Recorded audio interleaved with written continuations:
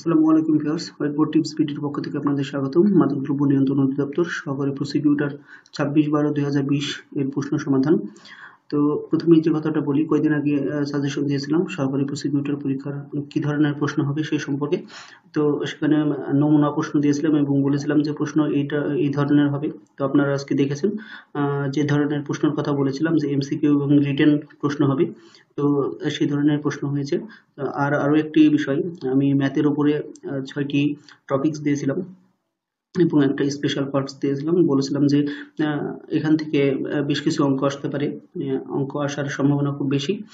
তো লক্ষ্য করবেন যে যে অঙ্কগুলো দিয়েছিলাম তার 33 নম্বর অঙ্কটি এসেছে, একবারে হুবহু এসেছে, জাস্ট শুধু কয়েকটি ডিজিট চেঞ্জ। আমি বলেছিলাম যে হয়তো বা ডিজিট চেঞ্জ আসতে পারে, আসলে ডিজিট তো আর ওইভাবে হয় না, এসেছে।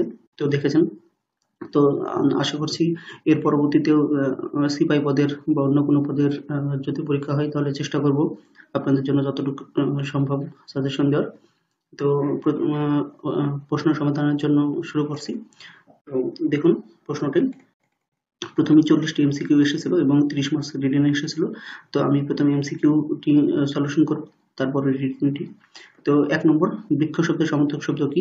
বিটপি। নিচের কোনটি ইংরেজি শব্দ, কমা। 3 নম্বরে আসি। 3 নম্বরে বলতেছে কোন শব্দ গঠনে বাংলা উপসর্গ ব্যবহার হয়েছে? উত্তর হবে অনাবৃষ্টি। 4 নম্বরটা হচ্ছে কোনটি শুদ্ধ বানান? হবে আকাঙ্ক্ষা। এরপরে আসি, এরপর হচ্ছে গাছপাথর। গাছপাথর বাগধারার অর্থ কি? উত্তর হবে হিসাব নিকাশ। ভাষা আন্দোলন বিষয়ক উপন্যাস কোনটি? আরেক ফাল্গুন। এরপরে 7 নম্বর, বাক্যের 3টি গুণ কি কি? আকাঙ্ক্ষা, আসক্তি ও যোগ্যতা। এরপর 8 নম্বর, বলতেছে বেঙ্গল, ইয়ং বেঙ্গল কি? ইয়ং বেঙ্গল হচ্ছে ইংরেজি ভাবধারা পুষ্ট বাঙালি যুবক। এরপর আসি 9 নম্বর। 9 নম্বরটি বলতেছে যে অমিত্রক্ষর শব্দের বৈশিষ্ট্য হলো, অমিত্রক্ষর শব্দের বৈশিষ্ট্য হলো অন্তর্মিল নেই, মানে যে শব্দের অন্তর্মিল থাকে না সেটাকে অমিত্রক্ষর বলা হয়। এরপর আসি 10 নম্বর। 10 নম্বরটি বলতেছে যে বিক্ষোভটা যে পিছনে লেগেই আছে, কি বিপদ? এখানে কি অর্থে ব্যবহৃত হয়েছে? উত্তরটি হবে কি? বিরক্তি অর্থে ব্যবহৃত হয়েছে। এরপরে আসি 11 নম্বর, কোনটি কাব্যগ্রন্থ? শিশির লেখা হচ্ছে কাব্যগ্রন্থ। এরপরে হচ্ছে 12 নম্বর, লিঙ্গান্তর হয় না এমন শব্দ কোনটি? কবিরাজ। 13 নম্বর, সাধু ভাষা সাধারণত কোথায় অনুপযোগী?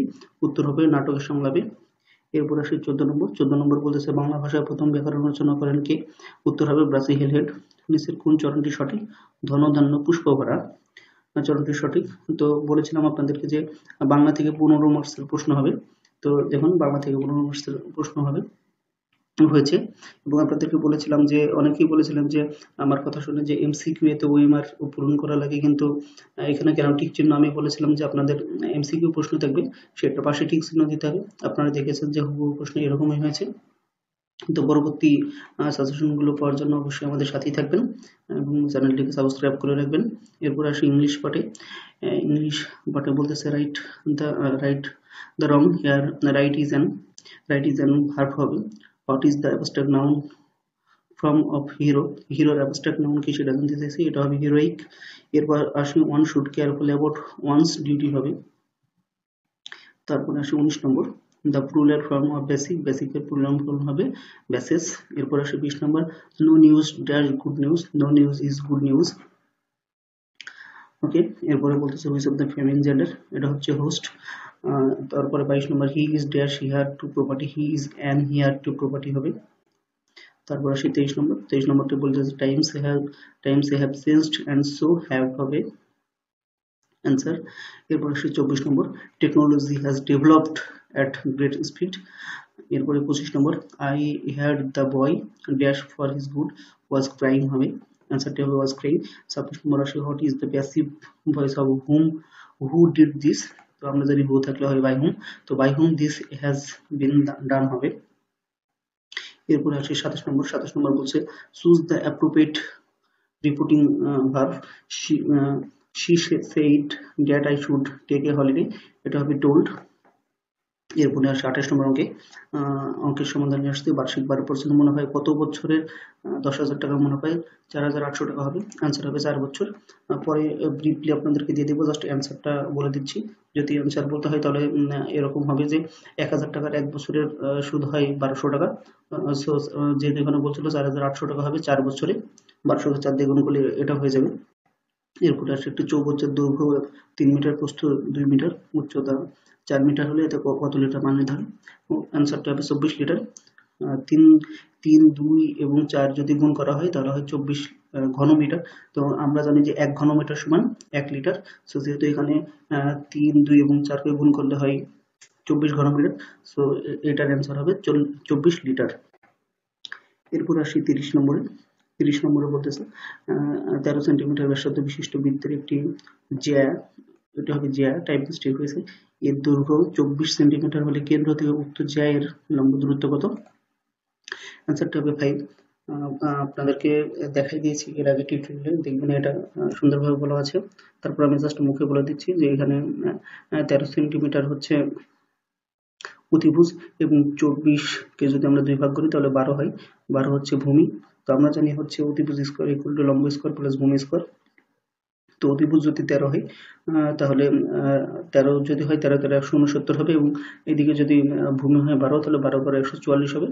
তো 169 থেকে 144 মাইনাস করলে হবে 25, এবং 25 এর যদি বর্গমূল করা যায় তাহলে হবে 5 সেন্টিমিটার। পরে আরো ব্রিফলি আপনাদেরকে বলে দেব, এবং যদি দেখতে চান এটা লিঙ্কও দেওয়া আছে। এরপরে 1 কুইন্টাল ওজন কত গ্রাম? আপনাদেরকে গতদিন সাজেশনে বলেছিলাম যে কুইন্টাল রিলেটেড মানে পরিমাপ রিলেটেড অঙ্কগুলো বেশ আসে। তো দেখুন এই যে কুইন্টালের কথাই বলেছিলাম, দেখুন কুইন্টালের একটা অঙ্ক এসেছে। 1 কুইন্টাল ওজন কত কিলোগ্রাম? তো 1 কুইন্টাল ওজন হচ্ছে 1000 কেজিতে 1 কুইন্টাল হয়, সরি 100 কেজিতে 1 কুইন্টাল হয়। এরপর আসে 32 নম্বর, কোন ক্ষুদ্রতম সংখ্যাকে 3 5 9 দ্বারা ভাগ করলে ভাগশেষ 2 হবে? তো 3 5 9 এর যদি আমরা লসাগু করি তাহলে পাবো 45, এবং 45 এর সাথে যেহেতু বলছে ভাগশেষ 2 হবে, তার মানে 2 যোগ করতে হবে, তার মানে হয়ে যাবে কত? 47। 45 এর সাথে যদি 2 যোগ করা যায় তাহলে 47 হবে। কিভাবে আমরা 45 পাবো? 3 5 9 এ যদি আমরা লসাগু করি তাহলে পাবো 45, এবং 45 এর সাথে 2 যদি যোগ করা হয় তাহলে হবে 47। এরপর আসে 33 নম্বর অঙ্কে, বলতেছে বাংলাদেশের জিডিপির প্রধান খাত কত? বাংলাদেশের আমরা জানি যে জিডিপি মূলত 3টা প্রধান খাত, সেবা, শিল্প এবং কৃষি। তো আমরা জানি যে সেবাতে বাংলাদেশের জিডিপি সবচেয়ে বেশি হয়। এরপর আসে 35 নম্বর, পদ্মা সেতু। গত দিনের সাজেশনে বলেছিলাম যে পদ্মা সেতু নিয়ে একটা প্রশ্ন হবে। দেখুন পদ্মা সেতু নিয়ে একটা প্রশ্ন এসেছে। পদ্মা সেতুর পিলারের সংখ্যা কতটি? পদ্মা সেতুর পিলারের সংখ্যা 42টি এবং স্প্যান 41টি। 36 নং প্রশ্নটা আসলে ক্লিয়ারলি বুঝতে না পারার জন্য সমাধান এখানে দেওয়া হয় নাই। এরপর আসি এসডিজি এর সহযোগী লক্ষ্য কয়টি? এসডিজি এর সহযোগী লক্ষ্য হচ্ছে 169টি। এরপরের যে প্রশ্নটি 38 নম্বর প্রশ্ন। 38 নম্বর প্রশ্নতে বলছে নিউ সিল্ক রোডের প্রবর্তক। নিউ সিল্ক রোডের প্রবর্তক হচ্ছে চীন, শি জিনপিং, চীনের প্রেসিডেন্ট নিউ সিল্ক রোডের প্রবর্তক। এরপর সে ফ্র্যাঙ্কফুর্ট শহরটি কিসের জন্য বিখ্যাত? ফ্র্যাঙ্কফুর্ট শহরটি হচ্ছে যুক্তরাষ্ট্রে অবস্থিত, এবং ফ্র্যাঙ্কফুর্ট শহরটি হচ্ছে বইমেলার জন্য খুব বিখ্যাত। এরপর আসে নাউরু। নাউরু শব্দটি কোন দেশের সাথে সম্পর্কিত? নাউরু শব্দটি অস্ট্রেলিয়ার সাথে সম্পর্ক। 1909 সালে নাউরুকে অস্ট্রেলিয়া অধিগ্রহণ করে, এবং অস্ট্রেলিয়ার মোটামুটি অনেক সহায়তায় নাউরু পেয়ে থাকে, এই জন্য নাউরু শব্দটি অস্ট্রেলিয়ার সাথে সম্পর্কযুক্ত। এরপর আসে লিখিত অংশ, এক কথায় প্রকাশ। গত দিনের সাজেশনে বলা হয়েছিল যে এক কথায় প্রকাশ, প্রবাদ, প্রবচন বা বাগধারা থেকে প্রশ্ন আসবে। তো দেখুন এখানে মোটামুটি এক কথায় প্রকাশ থেকে দিয়েছে। তো এক কথায় প্রকাশ ছিল মোট 5টি। তো প্রথমে ছিল যে ক্রমাগত রোদন হচ্ছে আমরা তাকে বলি রোদুদ্যমান। খ নম্বর, যে নারী জীবনে একমাত্র সন্তান প্রসব করেছে তাকে বলা হয় কাকবন্ধা। এরপর একটা হচ্ছে সম্মুখে অগ্রসর হয়ে অভ্যর্থন, সেটা হবে কি প্রত্যুৎগমন। এরপরে যে শনি মনে রাখতে পারে তাকে বলা হয় শ্রুতিধর, যা ক্রমশ বর্ধিত হচ্ছে সেটাকে বলা হয় বর্ধিষ্ণু। ওকে, এরপরে আসি ইংলিশে একটি প্রশ্ন ছিল, সলভ করা আপাতত দেওয়া হয়নি, আপনারা দেখে নেবেন পরে আর কি। আমি জাস্ট অঙ্ক বোর্ডটি দেখলাম। এই যে এই 4 নম্বর অঙ্কটি, এটার কথাই বলছিলাম যে আমি যে স্পেশাল সাজেশন দিয়েছিলাম, মানে 6টি পার্টের গণিত দিয়েছিলাম, বলেছিলাম যে এই 6টি পার্ট করলে আপনাদের ম্যাথের জন্য যথেষ্ট হবে। সেই 6টি পার্টের 33 নম্বর অঙ্ক থেকে এটি এসেছে। জাস্ট এখানে ছিল 30-এর জায়গায় ছিল 20, এবং 20-এর জায়গায় ছিল 10, এবং এখানে 60-এর জায়গায় ছিল খুব সম্ভবত 30, শুধু ডিজিটটা চেঞ্জ করেছে, বাকি সবকিছু ঠিক ছিল। তার মানে যারা ওই টিউটোরিয়ালটি সম্পূর্ণ দেখেছেন তারা আমার বিশ্বাস এই অঙ্কটি পেরেছিল। তো ওই সময় ব্রিফলি বলেছি, তারপরে এখানে একটু বলে দিচ্ছি যে অঙ্কটি কিভাবে সলভ হবে। দেখুন এখানে বলতেছে যে একটি চৌবাচ্চায় 3টি নল আছে, প্রথম ও দ্বিতীয় নল দিয়ে যথাক্রমে 30 ও 20 মিনিটে চৌবাচ্চাটি পূর্ণ হয়, আর তৃতীয় একটি নল দ্বারা চৌবাচ্চাটি 60 মিনিটে খালি হয়। আমাদের জানতে চেয়েছে যে 3টি নল একত্রে যদি খুলে দেওয়া হয় তাহলে চৌবাচ্চাটি কত সময় পূর্ণ হবে। তো আমরা এখানে লিখলাম যে প্রথম নল দিয়ে 30 মিনিটে পূর্ণ হয় 1 অংশ, প্রথম নল দিয়ে 1 মিনিটে পূর্ণ হয় 1/30 অংশ। আবারও লিখলাম যে দ্বিতীয় নল দিয়ে 20 মিনিটে পূর্ণ হয় 1 অংশ, দ্বিতীয় নল দিয়ে 1 মিনিটে পূর্ণ হয় 1/20 অংশ। অ্যাট দ্য সেম ওয়ে আমরা তৃতীয়টাও দেখব, তৃতীয় নল দিয়ে 60 মিনিটে খালি হয় 8 অংশ, তৃতীয় নল দিয়ে 1 মিনিটে খালি হয় 1/60 অংশ। এবার আমরা যেহেতু 3টি নলের অ্যাক্টিভিটি পেয়ে গেছি, মানে 3টি নল কি কি করে 1 মিনিটে কি করে সেটা যেহেতু পেয়ে গেছি, 3টি নল, প্রথম নল 31 অংশে 1 মিনিটে পূর্ণ করে 31 অংশ, দ্বিতীয় নল 1 মিনিটে করে 1/20 অংশ, অ্যান্ড থার্ড নল মানে তৃতীয় নলটি 1 মিনিটে 1/60 অংশ খালি করে। তো আমরা এখানে লিখবো যে শুধুমাত্র তিনটি দিয়ে মানে 3টি নল দিয়ে 1 মিনিটে পূর্ণ হয়, প্রথম আমরা পেয়েছিলাম 31 অংশ, প্রথম নলটি পেয়েছিলাম 31 অংশ, এই যে 31 অংশ, তারপরে পেয়েছিলাম 1/20, এই যে 1/20 অংশ, এবং ফাইনাল থার্ড নলটি পেয়েছিলাম 1/60, এই 1/60 অংশ লিখলাম। এখানে যে কথাটি বলতে হবে যে কেন এখানে মাইনাস দিয়েছি, তো মাইনাস দেওয়ার কথা হচ্ছে যে কেননা আমাদেরকে এখানে বলেছিল যে তৃতীয় নলটি খালি করে, খালি করার জন্য তৃতীয় নলটিকে মাইনাস করা হয়েছে, এবং প্রথম দুইটি নল যেহেতু পূর্ণ করে সেহেতু প্রথম দুটি নলকে যোগ করা হয়েছে। তো আমরা যদি এটাকে ক্যালকুলেশন করি তাহলে পাবো 1/15 অংশ। দ্যাট মিনস 3টি নল যদি একত্রে কাজ করে তাহলে 1 মিনিটে 1/15 অংশ ফিল আপ করে, পূর্ণ করে আর কি। তো আমরা এখানে লিখবো যে 3টি নল দিয়ে 1/15 অংশ পূর্ণ করে 1 মিনিটে, সো 3টি নল দিয়ে 1 অংশ পূর্ণ করে 1 গুণিত 15 ডিভাইডেড বাই 1, সো 3টি নল দিয়ে 15 মিনিটে ট্যাঙ্কটি পূর্ণ হবে। আশা করি ক্লিয়ার হয়েছেন। আমার টিউটোরিয়ালে ওটা খুব ভালোভাবে দেওয়া আছে, কেউ যদি এখানে বুঝতে না পারেন তাহলে টিউটোরিয়ালটা দেখবেন, মানে 6টি পার্ট, 1 থেকে 6টি পার্টের যে অঙ্কগুলো দেওয়া হয়েছিল, 36টি, এবং একটি স্পেশাল পার্ট দেওয়া হয়েছিল, সেখানে আরো কিছু অঙ্ক ছিল, এবং একটি বীজগণিতেরও পার্ট দেওয়া আছে, সেখানেও কিছু অঙ্ক ছিল। তো যেহেতু এই প্রশ্নে দেখছি যে এই প্রথম যে ত্রিকোণমিতি ইউজ করছে, ত্রিকোণমিতির অঙ্ক, সো নেক্সট ক্লাসে বা নেক্সট টিউটোরিয়ালে আপনাদের ত্রিকোণমিতির উপর একটা স্পেশাল পার্ট দিব। আশা করি ওই পার্টটা যদি আপনারা করেন তাহলে আপনাদের ত্রিকোণমিতিতে আশা করি আর কোনো প্রবলেম হবে না, ত্রিকোণমিতি রিলেটেড যে অঙ্কই আসে সেই অঙ্কটাই পারবেন। তো আসি 5 নম্বর অঙ্কে। 5 নম্বর অঙ্কটি বলতেছে একটি খুঁটি এমনভাবে ভেঙে গেল যে তার অবিচ্ছিন্ন ভাঙা অংশ দণ্ডায়মান অংশের সাথে 30 ডিগ্রি কোণ উৎপন্ন করেছে। খুঁটির গোড়া থেকে 10 মিটার দূরে মাটিতে স্পর্শ করে আর কি। খুঁটিটি সম্পূর্ণ দৈর্ঘ্য নির্ণয় করো।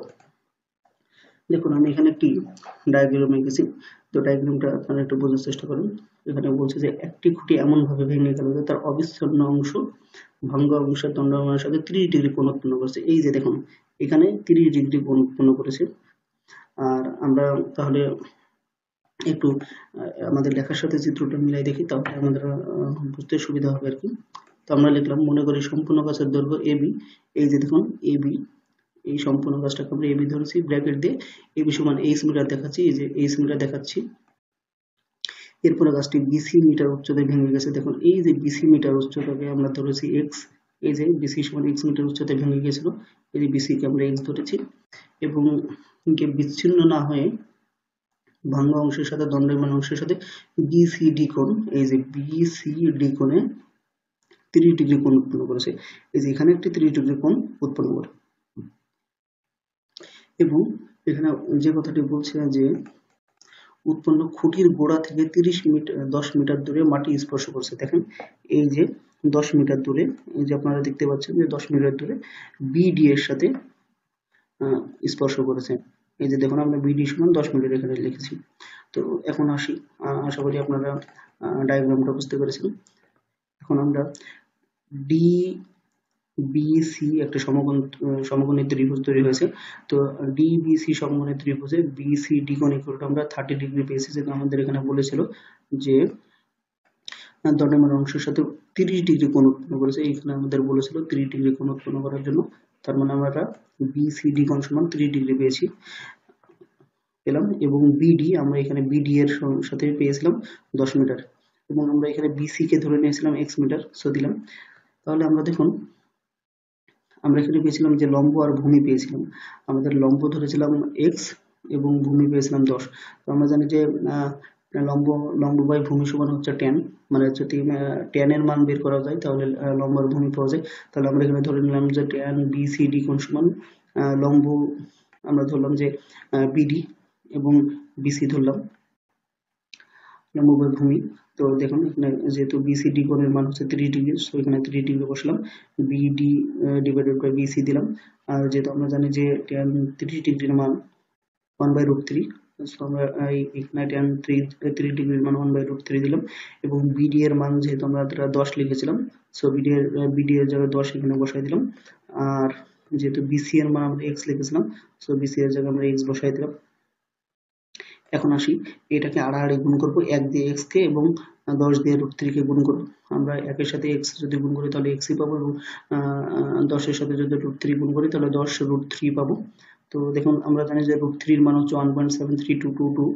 তো 10 এর সাথে যদি 1.7322 কে গুণ করি তাহলে পাবো 17.32। আমরা পেয়ে গেলাম x এর মানটা আমরা পেয়ে গেলাম। এখন আমাদের প্রয়োজন হচ্ছে সম্পূর্ণ উচ্চতা।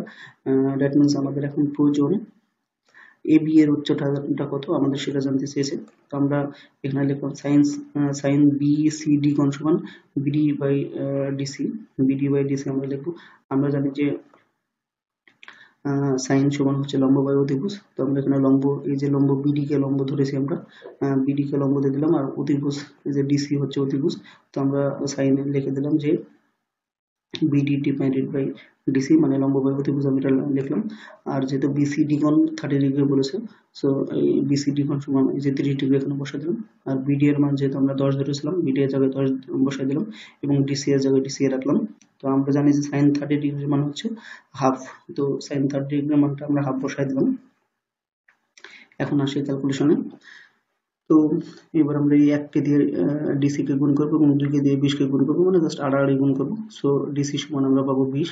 তো গাছটির আমরা DC ও পেয়ে গেলাম। তো এখন আমাদের যেহেতু গাছটির সম্পূর্ণ দৈর্ঘ্য বের করতে বলেছে, তার মানে যেহেতু AB বের করতে বলেছে, দেখুন এখানে একটু চিত্রতে দেয় আমরা, কারণ আমাদের এই যে AB এর মান কত সেটা আমাদেরকে যেহেতু বের করতে বলেছে। তো আমরা জানি যে AB সমান কি BC প্লাস AC। তো BC প্লাস AC যেহেতু আমাদের AB এর মান, আমরা দেখি কি কি আমরা পেয়েছি। আমরা BC এবং AC মান পেয়েছি কিনা আমরা দেখি। তো আমরা জানি যে AC সমান কি CD, AC যতটুকু হবে CD ও ততটুকু হবে। দেখুন এই যে এখানে এই যে AC যতটুকু হবে এই CD ও ততটুকু হবে, কেননা এই অংশটাকে ভেঙে এই অংশটা ভেঙে ঠিক এখানে আসছে, তার মানে এই ভাঙা অংশই কিন্তু এটা, এই অংশটুকুটাই কিন্তু এই অংশ অবশ্যই সমান, বিকজ এটা ভেঙেই কিন্তু এই কাজটা হয়েছে। তার মানে অবশ্যই এই উচ্চতা এবং এই উচ্চতা সমান হবে। যেহেতু আমরা CD এর মান পেয়েছি, তার মানে CD সমান AC, CD এর মানও যায় AC এর মানও তাই। এবার তাহলে আমরা আসি নিচে। যেহেতু আমরা CD বা DC এর মান পেয়েছিলাম 20, সো আমরা CD এর মান 20 এর জায়গায় 20 বসালাম এবং BC এর মান আমরা যেহেতু x ধরে নিয়েছিলাম, সো আমরা যেহেতু এখানে x এর মান 17.32 পেয়েছিলাম, সো x এর মান 17.32 বসাই দিলাম। তো 20 এর সাথে যদি এটা যোগ করা যায় তাহলে হবে 37.32। তার মানে আমাদের যেহেতু এখানে জানতে চেয়েছিল যে গাছটির সম্পূর্ণ দৈর্ঘ্য কত, তার মানে আমরা গাছটির সম্পূর্ণ দৈর্ঘ্য কত এটা বের করে ফেলেছি। সুতরাং গাছটির সম্পূর্ণ দৈর্ঘ্য হবে 37.32। এই 37.32 হবে গাছটির সম্পূর্ণ উচ্চতা। তো সবাইকে অনেক ধন্যবাদ ভিডিওটি দেখার জন্য। আর আরো আপনাদেরকে বলতেছি যে পরবর্তীতে যে পরীক্ষাগুলো হবে আমাদের দ্রব্য নিয়ন্ত্রণ অধিদপ্তরের, সেই সম্পর্কে শর্ট সাজেশন এবং প্রশ্ন ধরন আপনাদেরকে আপডেট জানিয়ে দেব। তো সকল আপডেট পাওয়ার জন্য আমাদের সাথেই থাকুন এবং চ্যানেলটিকে সাবস্ক্রাইব করুন। সবাইকে অনেক অনেক ধন্যবাদ। সবাই ভালো থাকবেন। আল্লাহ।